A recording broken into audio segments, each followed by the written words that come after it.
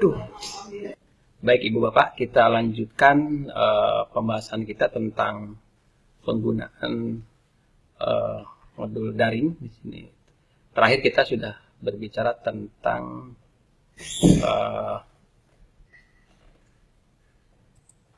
bagian-bagian dari modul daringnya.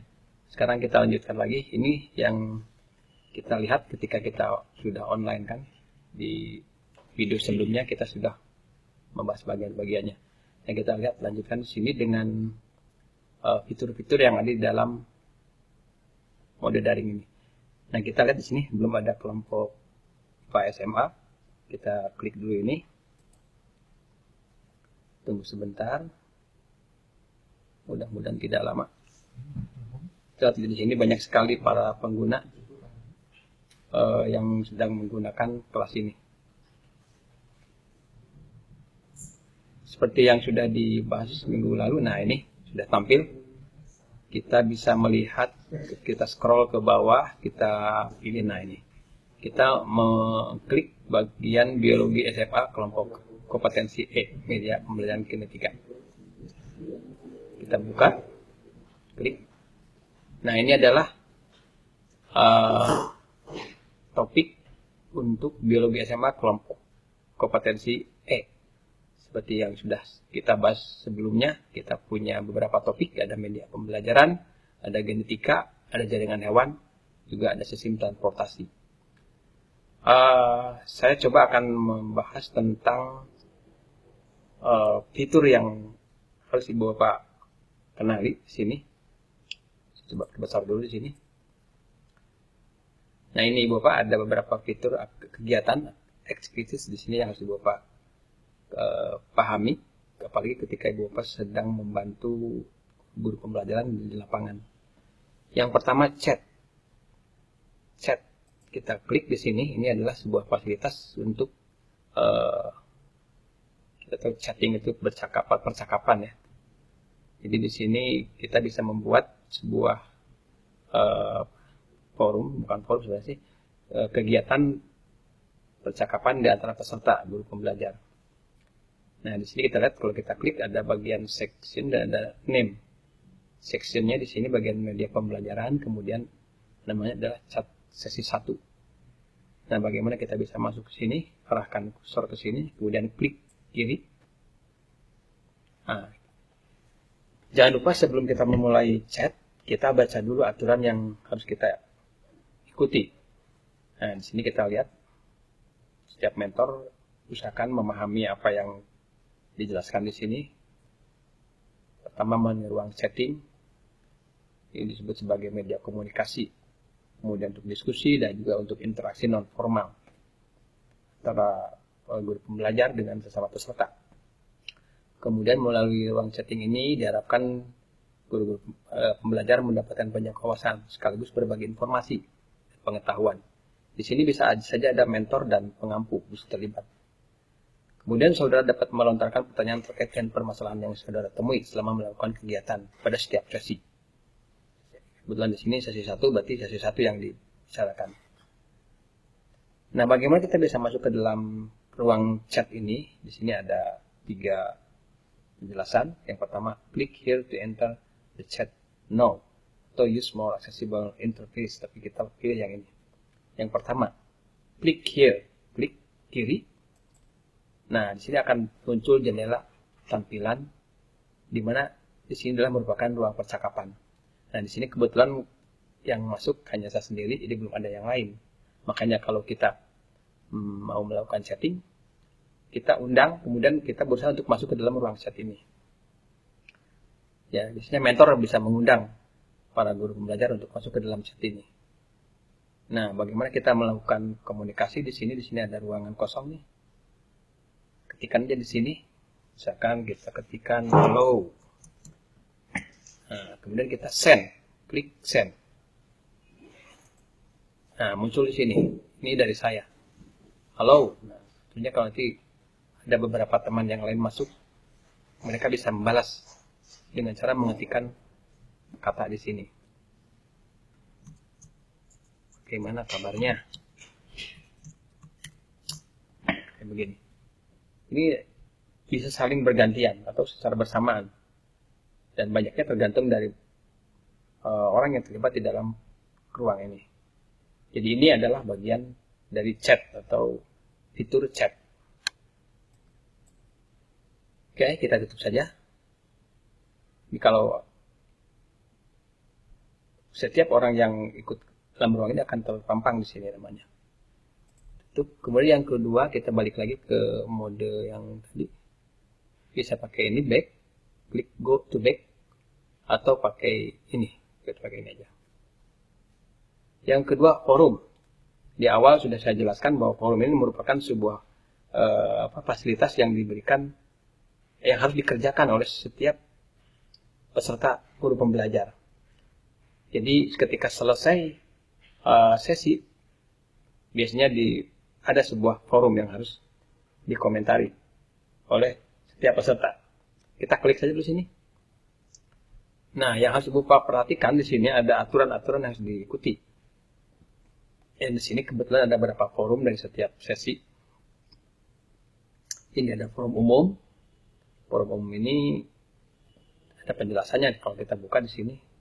Sekarang kita buka aja sini apa yang ada dalam forum umum ini. Klik. Nah, di sini jelaskan. Ini adalah ikon untuk pengumumannya atau penjelasan. Forum ini merupakan forum umum yang terbuka selama pembelajaran daring berlangsung. Tujuannya adalah untuk mewadahi aktivitas diskusi, berbagi pengalaman, dan saling membantu memecahkan kendala selama kegiatan berlangsung. Dan forum ini adalah milik peserta, bagi dan untuk peserta. Jadi di sini harus betul-betul dipahami. Nah, biasanya kalau untuk masuknya itu kita klik ini untuk nambahnya gitu. Nah, kayak ini di sini dari kelas E nomor 037 sudah dia memberikan ini sebuah ulasan. Coba kita buka apa yang ditulisnya. Ini sebenarnya karena belum ada permasalahannya gitu, hanya sapaan saja. Hai, bagaimana kabar? Oke, kita hapus saja aja lah. Atau nggak usah dihapus, kita lewat saja. Balik lagi ke forum. Jadi ini harus kita pahami forum ini. Kemudian kita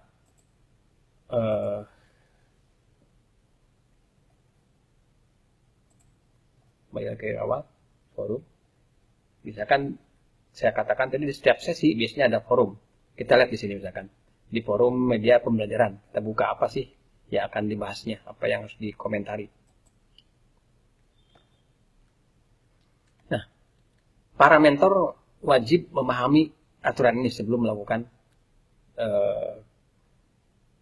sebelum guru pembelajar melakukan kegiatan penulisan forum ya. Jadi di sini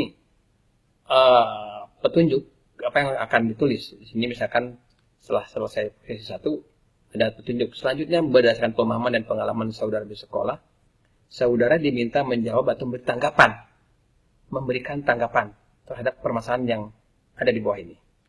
Permasalahan yang diberikannya adalah ini. Bagaimana penerapan media pembelajaran dalam pembelajaran biologi? Nah, ini harus ditanggapi oleh setiap peserta. Dan ada rule-nya. Pertama, di sini aturannya. Setiap peserta wajib sih ya. Karena ini salah satu bagian dari penilaian.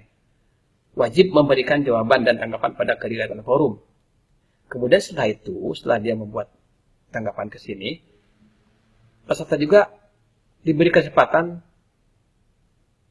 atau yang keduanya 2 kali kesempatan untuk memberikan tanggapan kepada peserta yang berbeda.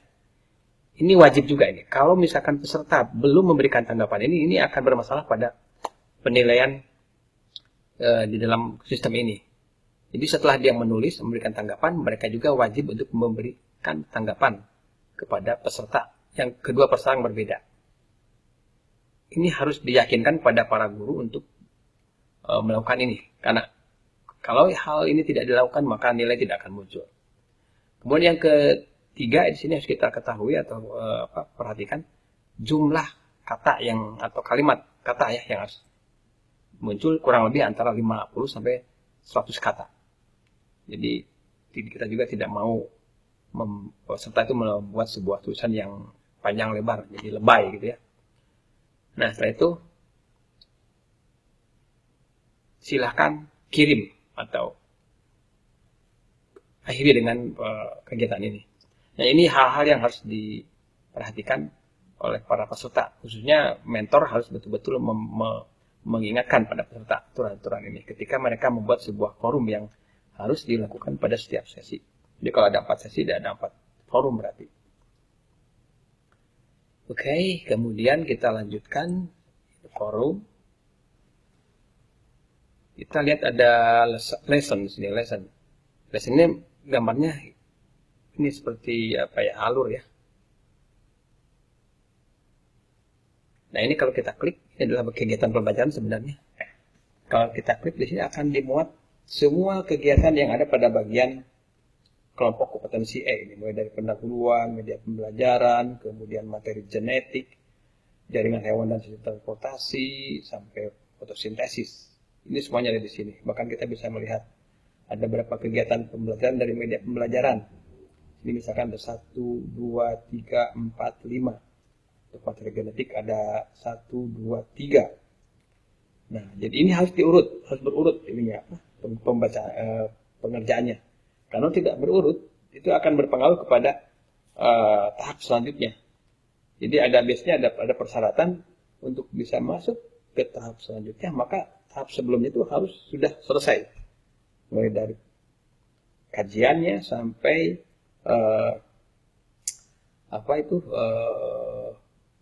penguploadan tagihan. Nah, kita lihat misalkan di sini untuk media pembelajaran. Kita lihat di sini.